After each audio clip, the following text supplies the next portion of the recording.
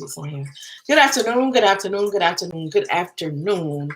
My name is Marian of Emptiness Logistics. I want to come on today and talk really quickly about um, getting carriers, owner operators, drivers, whatever you're going to choose to use. I wanted to, you all know, I will say this probably a whole lot of times, but I come from 27 years of customer service, and I did recruiting and training and working with people. And when you do those types of things, you kind of know how to read people. It's probably something that was already in me and has nothing to do with being in customer service. But I wanted to talk about, since I've been doing this and working with people, what I have noticed when it comes to carriers working with dispatchers. This is not law. This is not 100%. This is not, the all in all. This is just what I have noticed. And it's just natural for me to notice. For men, and you could disagree, I'm good with that. Men getting carriers, owner operators, there's a different approach, acceptance, vibe that happens with that. And what I've noticed is, and this is from people that have been in my training classes and people that, have been in my groups and we just talk. There are kind of two things that will get the carriers, especially the men carriers, because that's, what I've noticed, to work with a male dispatcher. One of those is the homeboy vibe. Like, you hit it off really conversational. You can kind of understand where they're coming from. If you, grew up where they were from, you'll get that kind of a connection, and they'll move forward with you on that. And then the second thing is, if you come from the road, like if you drove trucks, if you were out there on the road, they'll go with you. Whereas a female, they move faster with us, and then they tend to let us go or not want to deal with us kind of after. And that's, if we start messing up, if we don't do right by them, their truck is sitting, the things. And you all know that I'm talking about getting your mind right, having your mind right, being prepared long before you become an independent dispatcher. So I felt this was an important subject because although those are two things that I see that move carriers to get or sign on with a male independent dispatcher, use those to your advantage. Use it to your advantage because you are men. I'm not a man. I can't speak for your emotions. I can't speak for your feelings. I'm just speaking from what I have observed and what I have known for the past 27 years. Even in customer service, when someone calls in, and they, especially when they have a complaint, they operate differently with men than they do with women. And in this role in the industry, what I have noticed so far with male independent dispatchers is two things that I have seen consistently that bring carriers into them, especially by way of cold call. And even in interacting in groups, when men get them a male carrier, they watch. They see how assertive he is. They see if there's something about him that they can connect with.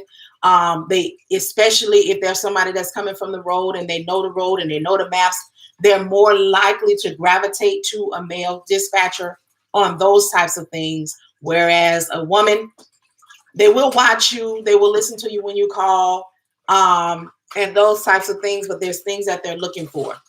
So in that same token, or same subject, whatever the verbiage may be, is I talked to you all before about how the carriers are on the road, how they are out there by themselves. They need people to talk to, you have to be prepared for the things. There are also things that women have, and I'm a woman, I can speak on this. that gives balance in the dispatcher, driver, carrier, owner, operator relationship.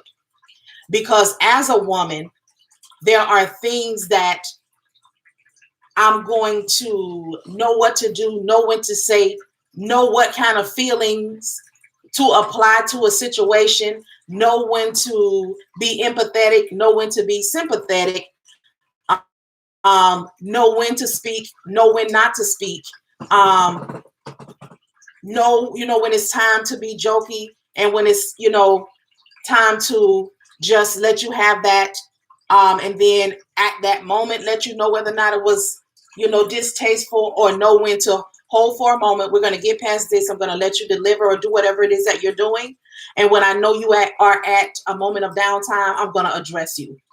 I am a woman. That is just something that is in me, and that is a balance that I have as a woman. Now, this conversation is not separating and segregating and saying that women are going to get the carriers and the owner operators faster than the men or are in better position. I'm just, again, helping you all with some observations and helping you all, again, understand what you're getting into, knowing the things that may or may not happen. Again, they are not law. They are not set in stone. They are not the all in all. Just some things that you can be mindful of and that you can keep in mind, because when you get to the point where you are cold calling and you are taking on carriers, you want to be able to speak to them and let them know that, I will do right by you, which we all have to do, men and women. I do know what I'm talking about. And here is my edge. If you are, someone that came from a checkered past, or you came up in the hood, or you came up in, with money, but you weren't, having money wasn't dropped in your lap, wasn't for you. So you can say, I decided that I want to get out here and hustle. Or if he says, man, I just got out of prison, I'm going to use that. Well, look, I've been there. I was doing certain things when I was growing up. I decided to make a change in my life. I understand. Let's go ahead and work this out and move forward with you. Let's go and grow together. Let's use those things. If you come from money, they may come from money. Like I'm deciding to get out here. I've never done anything like this in my life. I'm really needing some guidance. I'm really needing, to know what it is I'm doing. You can speak to that as well. You know what? That was my life as well. And I decided that I wanted to work for what I have. I wanted to know what hard work was. You just want to make sure that you are able to speak to what it is that they are needing.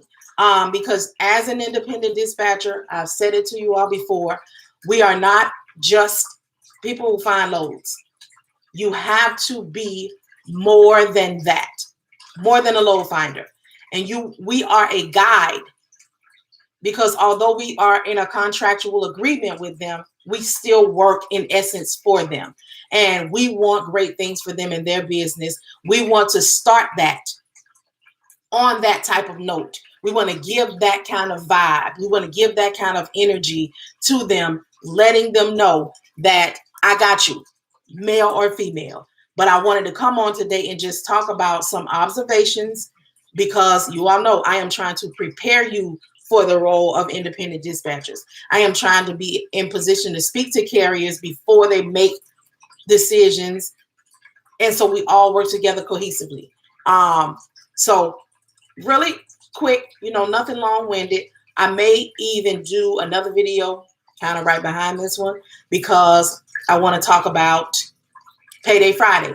I'll tell you all the time, I don't really know who I'm talking to.